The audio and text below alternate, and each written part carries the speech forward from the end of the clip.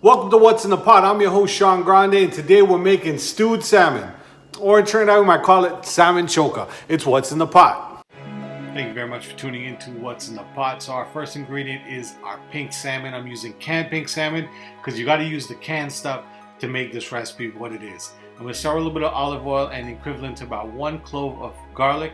Now what we're going to do is we're going to let that garlic fry up with the oil, and we're going to start adding other ingredients. We're going to go with about maybe 4 or 5 cherry tomatoes chopped up, quarter onion, and quarter cup of peppers. I'm using red and yellow, and I also have some shadow benny there, which we're going to add in later on.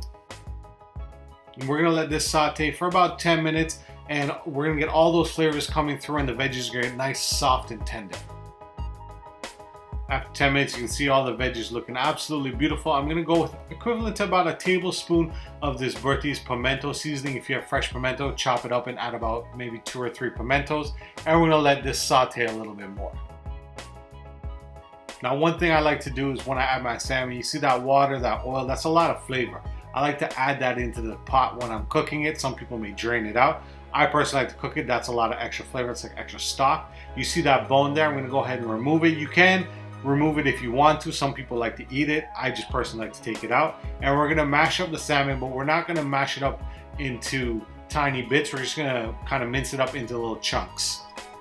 Next ingredient is going to give it that tomatoes choka kind of flavor is some crushed red tomatoes. I'm going to add that in. I'm also going to add a couple spices. I'm adding some black pepper, and I'm going to add my favorite spice of all, the Badia Complete seasoning, and add maybe about a teaspoon equivalent, and we're going to add these spices and let everything cook up.